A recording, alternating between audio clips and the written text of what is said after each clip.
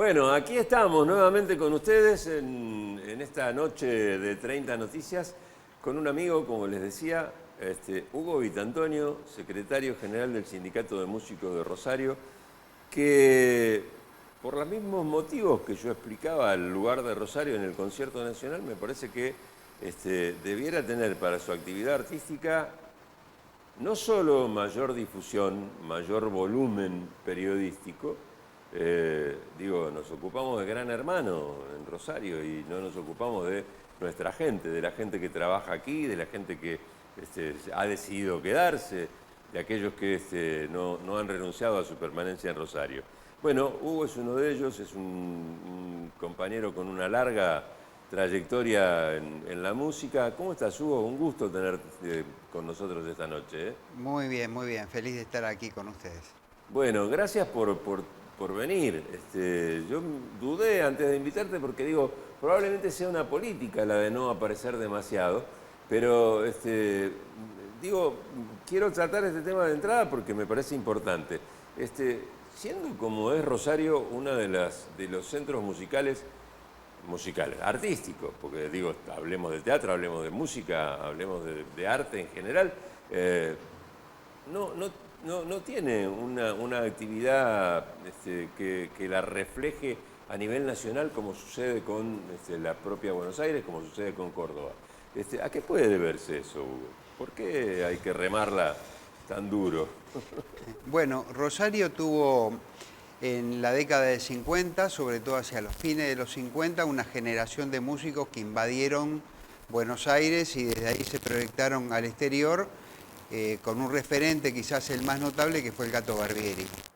Eso se produjo en el campo del jazz básicamente y el tango. Los músicos rosarinos, Rosario se consideró una fábrica de música. Claro. Y de músicos. Lo sigue siendo. Bueno, después a fines de los 60 tenemos el nacimiento del rock nacional acá con Tito Nevia. Claro. Y los rosarinos que viajaron a Buenos Aires con él y fundaron todo ese movimiento. Es decir, quedó una marca de Rosario en ese fenómeno incipiente que era empezar a contar en términos del lenguaje del rock las historias en castellano. Sobre fines de los 70, la trova viaja a Buenos Aires, comienzo de los 80 y se produce la explosión de la trova rosarina con todo ese repertorio y ese perfil. Eran los rosarinos. Es más, ellos luego formaron un grupo en el que estaban todos y se llamaban los rosarinos. Sí, señor. Entonces, a partir de allí se corta. Lo llamativo de todo esto es que en todos estos procesos de explosión de lo rosarino, no había políticas públicas de cultura, porque se dieron todos en periodos de gobiernos militares. Entonces, la pregunta que nos queda, digamos, de toda esta explosión de la música rosarina hacia el orden nacional, es que las políticas que se implementaron, y en eso debemos ser críticos y autocríticos al mismo tiempo, no han servido en ese aspecto. Es decir, ¿Sabes qué? Te voy a interrumpir, porque me parece que tu micrófono no anda demasiado bien. Vamos a tratar de cambiarlo para que puedas... pero te voy a interrumpir, decía, porque quiero contar algo. Vos hablabas de la trova recién. Yo recuerdo que me tocó como locutor, como comunicador, me tocó ser el conductor de aquel celebrado proyecto que puso en funcionamiento José María Bernet con precisamente los integrantes de la trova, que tenía, digamos, 5 actividades centrales al año. El 25 de mayo se hacía en Santa Fe, porque no era solamente una actuación de la trova cerraba, que además no era solamente la trova, porque también estaba Quique Lloppi, porque también estaba Ariel Ramírez, porque también estaba Horacio Guaraní, que todavía vivía, porque también estaban, bueno, se invitaba a otros músicos, pero digo, se celebraba el 25 de mayo en Santa Fe, el 9 de julio en Reconquista, el 20 de junio, naturalmente, aquí en la ciudad de Rosario, el 17 de agosto en Venado Tuerto y el 12 de octubre en Rafaela. Se hacía un gran festival con los centros tradicionalistas, con esa vocación que tenía Bernet por recuperar el federalismo santafesino y el Brigadier López. Y bueno, y a mí me tocaba ser el conductor desde que empezaba el desfile a la mañana hasta que terminaba la trova a la noche. Así que establecí con los muchachos de la trova una excelentísima relación, particularmente con Lalo de los Santos, que fue un amigo enorme, con el Topo Carbone, que andaba siempre dando vueltas por ahí, pero también con Fander, con Adrián, estuvimos en Cuba, viajamos a Cuba a una feria del libro que nos habían invitado especialmente y el gobierno nos hizo participar de la delegación. Así que una excelente relación. Pero digo, después de la trova parece como que bajaron el telón en Buenos Aires y dijeron, no, de Rosario no se habla más. O en todo caso, si quieren que hablemos, que vengan a Buenos Aires. Y digo, me llama la atención. Sí.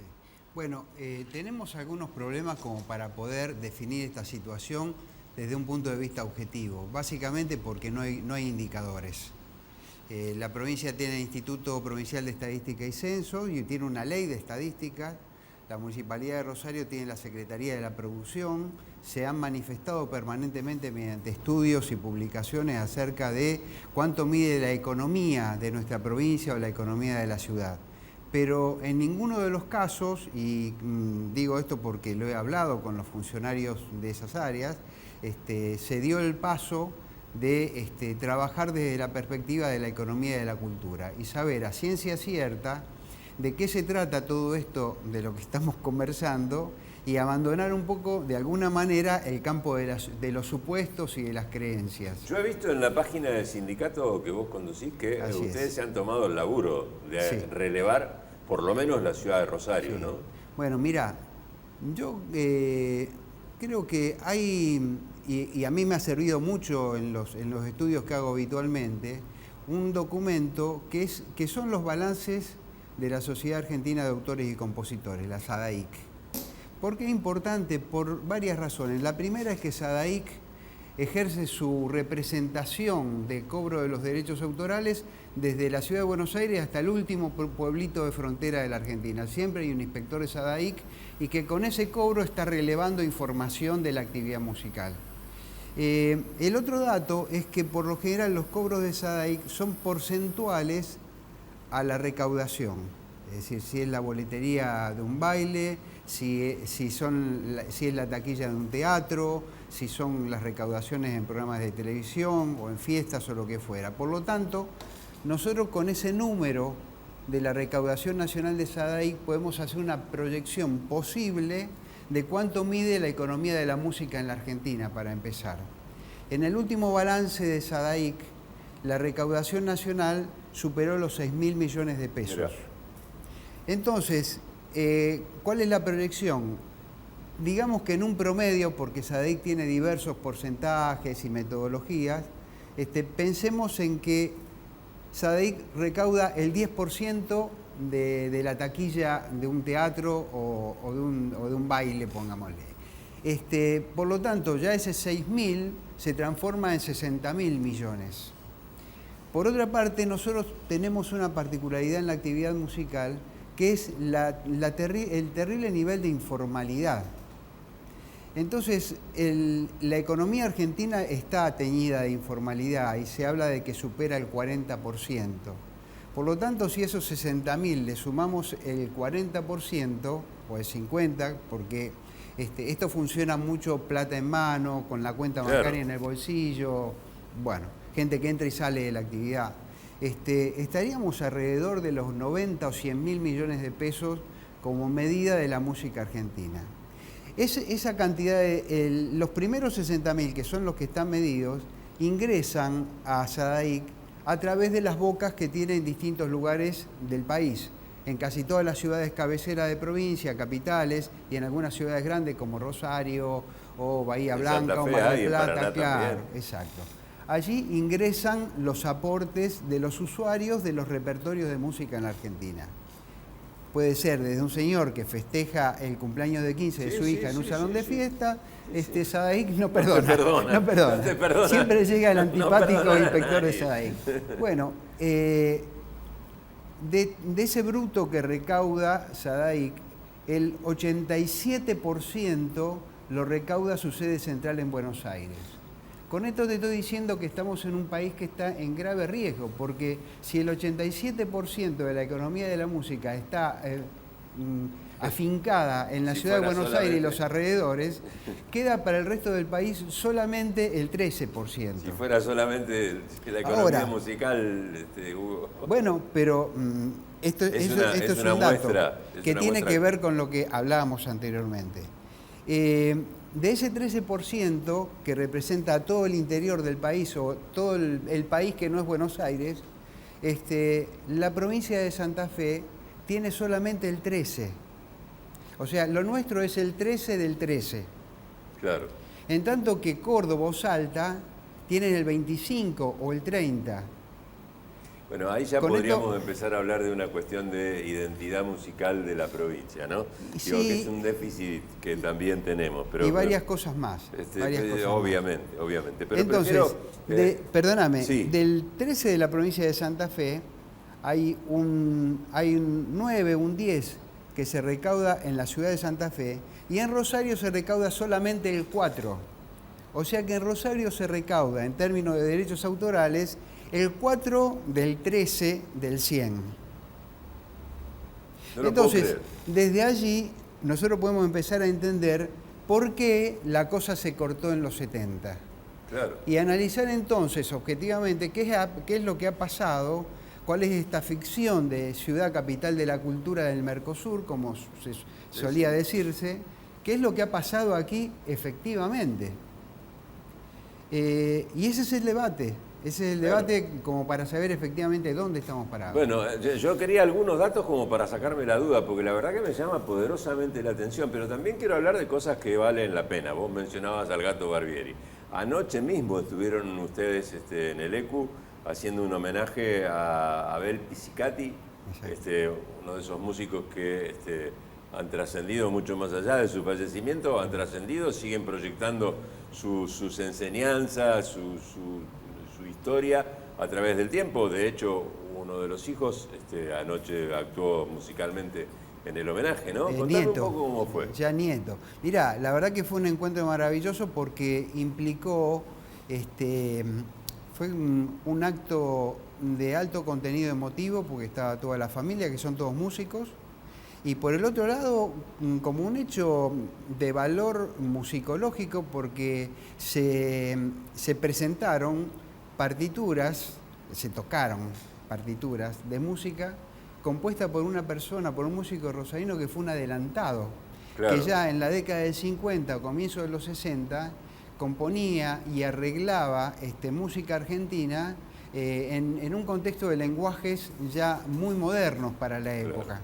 Claro. Por lo tanto, y después su escritura pianística, todo lo que él pudo... Yo recuerdo por músicos anteriores a mi generación que salían de tocar de los lugares, de los cabarets o de los restaurantes o de las radios donde trabajaban y se iban en masa al lugar donde estaba tocando Abel para escucharlo tocar.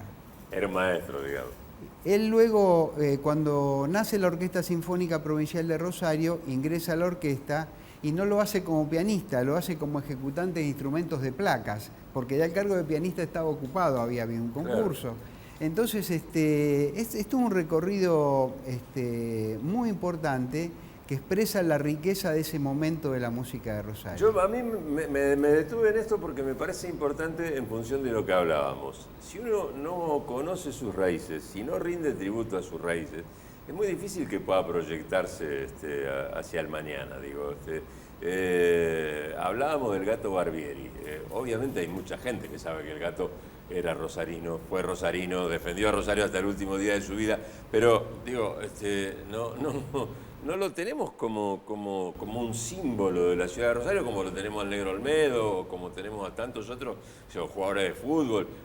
Y sin embargo era el Gato Barbieri, un tipo admirado en el mundo del jazz, que hasta hizo la música del Último Tango en París, una cosa maravillosa realmente. También Pisicati se dedicó a ponerle música, no digo a películas, pero sí a producir música importante. Sí, hay un dato que no es menor de la generación del Gato, y es que no había conservatorios públicos donde estudiar la música que ellos tocaban, que tocaban Bueno, los de hecho él músicos se de jazz. jactaba de eso, ¿no? Yo me pregunto siempre, digo, ¿en qué escuela estudié o en qué escuela estatal, pública, estudiaron los bandoneonistas de Aníbal Troilo? Claro. Nadie lo sabe porque no iban a la escuela, sin embargo eran tipos súper lectores, súper alfabetizados, eran arregladores, armonizaban, componían y cómo componían.